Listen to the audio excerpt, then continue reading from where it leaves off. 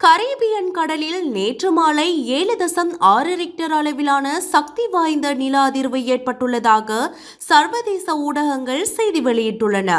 இந்த நில அதிர்வு 10 கிலோமீட்டர்கள் ஆழத்தில் ஏற்பட்டுள்ளதாகவும் தெரிவிக்கப்பட்டுள்ளது. ஹோண்டுராஸ் வடக்கில் உள்ள கேமன் தீவுகளின் கடற்கரையிலிருந்து சுமார் 209 கிலோமீட்டர்கள் தொலைவில் நில அதிர்வு ஏற்பட்டுள்ளது. இதையடுத்து பல நாடுகளுக்கு சுனாமி எச்சரிக்கை விடுக்கப்பட்டதாக அமெரிக்க புவியியல் ஆய்வு மையம் தெரிவித்துள்ளது.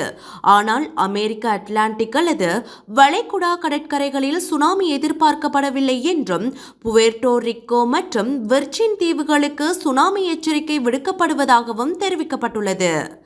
இதனிடையே நில அதிர்வினால் உருவான அபாயகரமான அலைகள் கேமன் தீவுகள், Jamaica, Cuba, Mexico, Honduras, Bahamas, Belize, Haiti, Costa Rica, Panama, Nicaragua மற்றும் குவாத்தமாலா ஆகிய நாடுகளின் கடற்கரைகளில் மையப்பகுதியிலிருந்து 620 மைல்களுக்குள் ஏற்பட வாய்ப்புள்ளதாக பசிபிக் சுனாமி எச்சரிக்கை மையம் அறிவித்துள்ளதாகவும் சர்வதேச ஊடகங்கள் தகவல் பகிர்ந்துள்ளன.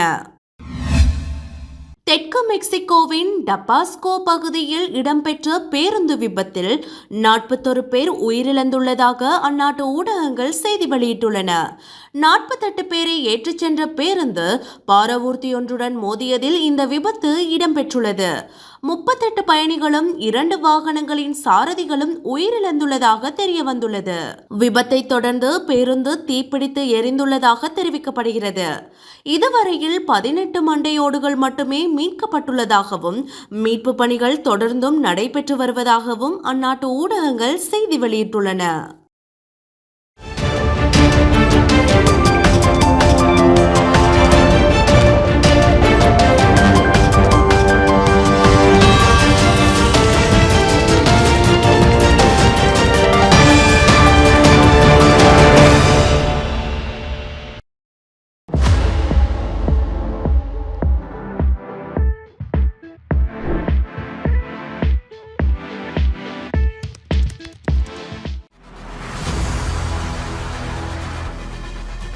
இலங்கையின் முதல் நிலை முதற்கர செய்தி வழங்குனர் வீரகேசரியின் குறுந்தகவல் செய்திகளை உடனுக்குடன் தமிழில் பெற்றுக்கொள்ள டயலாக் வலையமைப்பிலிருந்து REG இடைவெளி வீக்கி என்று பதிவிட்டு 87 960 என்ற எண்ணுக்கு குறுஞ்செய்தி ஒன்றை அனுப்புங்கள்.